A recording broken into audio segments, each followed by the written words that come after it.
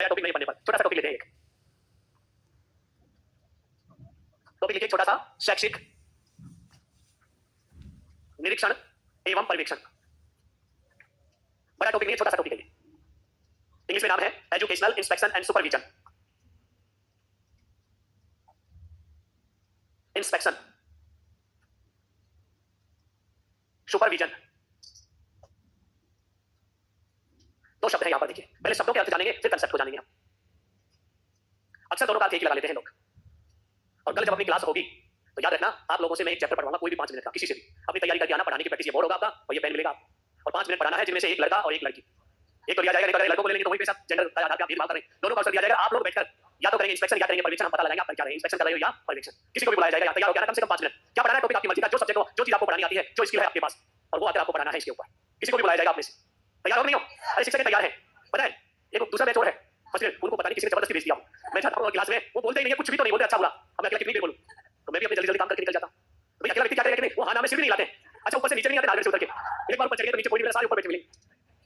तो कहने का मतलब है कि उनको देख के ऐसा लगता है कि निर्जीव कक्षा में आ गए। कक्षा का वातावरण कैसा होना चाहिए, सजीव होना चाहिए, मनोवैज्ञानिक दृष्टिकोण से। निर्जीव में देखिए नींद आते तो सोते रहते, फिर भाग जाते, कुछ नींद आ जाती है तो वो कहते हैं इंटरेस्ट नहीं आ रहा। मेरा इंटरेस्ट के लिए थोड़ी आया हूं, मैं तो पढ़ाने के लिए आया हूं, क्योंकि मैं विशुद्ध रूप से एक शिक्षक हूं और वही काम करता हूं। मेरा पहला दायित्व क्या है, चीजों को कैसे सिखाया जाए, आपको याद कराने के लिए। वो चीजें बहुत ही सरल हो, चाहे सीक्वेंस बनानी हो, चाहे जटिल नाम हो या कुछ भी हो, चीजों को ऐसे दिया जाए। और ये चीज देखी होगी, कोई भी चीज को पढ़ाता हूं, सबसे पहले उस शब्दों के इतिहास से लेके चलता हूं और फिर लास्ट में लाकर पूरे कंसेप्ट को क्लियर करते हैं। पढ़ने का तरीका सबसे बेस्ट होता है। तब हमारे पास किसी प्रकार की कोई चीज रहती नहीं है। तो यहाँ पर भी हम बात करते हैं। देखिए सबसे पहले शब्द आता है अपने पास इंस्पेक्शन। हिंदी में क्या नाम है, निरीक्षण। इस शब्द को पढ़ने से पहले देखिए हम देखते हैं ये शब्द बना कैसे। इससे पहले एक शब्द आता है इंस्पेक्टर, और इंस्पेक्टर को हिंदी में क्या कहते हैं, निरीक्षक। और इसका नाम सुनते डर और भय पैदा करना। डर या भय, तो देखिए डर या भय उत्पन्न करना। अभी देखिए व्यापारी को कह दिया जाए नाप तोल वाला इंस्पेक्टर आता है तो तुरंत उसकी दुकान में सामान को देखिए या तो शटर डाउन कर लेगा, चोरी होगी तो उसके नाम से ही। ऐसे इनकम टैक्स, जैसे इंस्टीट्यूट इनकम टैक्स छापा पड़ना जाओ तुम्हारी छुट्टी क्या हो जाएगी, छुट्टी हो जाएगी। ऐसे ही सेल टैक्स का इंस्पेक्टर आए। ऐसे ही देखिए क्राइम के अंदर तो चोर होता है, उसके लिए कह दिया जाए पुलिस इंस्पेक्टर है तो ढूंढाई नहीं मिलेगा, कहां गया। तो इसलिए क्या है, डर या भय उत्पन्न करने वाला। डर या भय उत्पन्न करने वाला, करने वाला।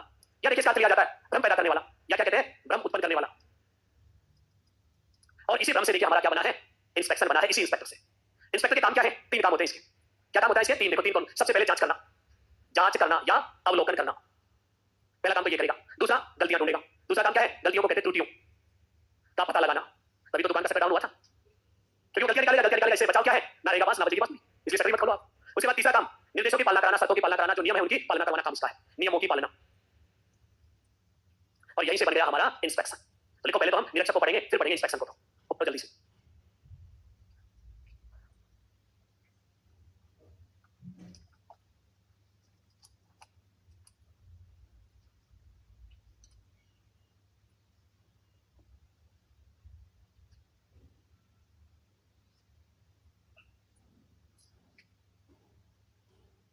लिखो नीचे नोट लगा के। अरे इसने सबसे पहले लिख लिया, सुधार कर लिया इसने अपनी शैली में। अच्छा जगह का फर्क है क्या,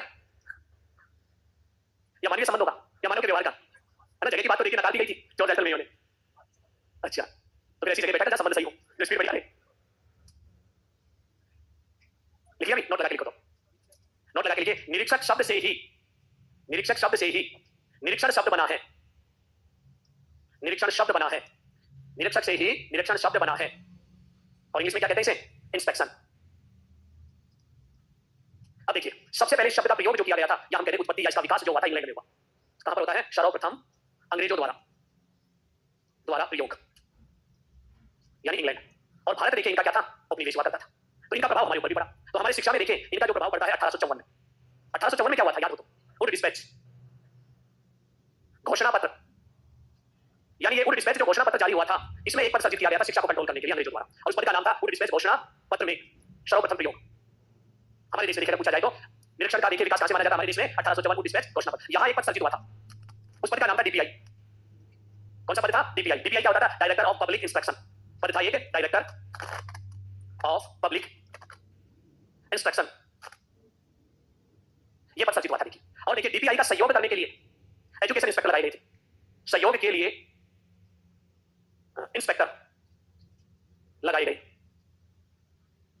और इंस्पेक्टर के वही 3 काम, जांच करना, दूसरा कमियों को निकालना, तीसरा जो भी आदेश नियम होते हैं उनकी पालना करवाना। इंस्पेक्टर ये काम करते थे स्कूलों में जाकर देखिए। 1954 के डिस्पैच बड़ा अधिकारी कौन होता था, डीपीआई। उसके अंदर कौन होते थे, इंस्पेक्टर हुआ करते थे। और ये जाकर स्कूलों में क्या करते थे, निरीक्षण किया करते थे। तो अपने यहाँ पर निरीक्षण की पद्धति कब से प्रारंभ होती है, 1854 से होती है। और कल देखते हैं इसका अर्थ और इसकी परिभाषाएं फिर एक एक करके। तो ये तो था इसकी विकास की कहानी। पहले कौन आया? इंस्पेक्टर। इंस्पेक्टर का जो काम क्या था? निरीक्षण करना। तो फिर उसके बाद आता है निरीक्षण। पेपर में अच्छा सवाल है ये, देखिए ये वाला ध्यान रखना। निरीक्षण की अवधारणा भारत में देन है अंग्रेजों द्वारा दिया गया उड डिस्पैच घोषणा पत्र, इससे माना जाता है। और कल के लिए हेडिंग डाल लीजिए निरीक्षण का अर्थ। निरीक्षण का अर्थ और उसकी परिभाषाएं देखेंगे। और हम कौन सा निरीक्षण पढ़ रहे हैं? शैक्षिक, एजुकेशन में शैक्षिक निरीक्षण का अर्थ कैसे लिखना पूरा, ताकि हमें पता रहे हम एजुकेशन पढ़ रहे हैं, कोई आईएएस आईपीएस का इंस्पेक्शन नहीं पढ़ रहे हैं, इसीलिए तो हमने लिखा है उड डिस्पैच। कल तैयार हो गया ना भाई?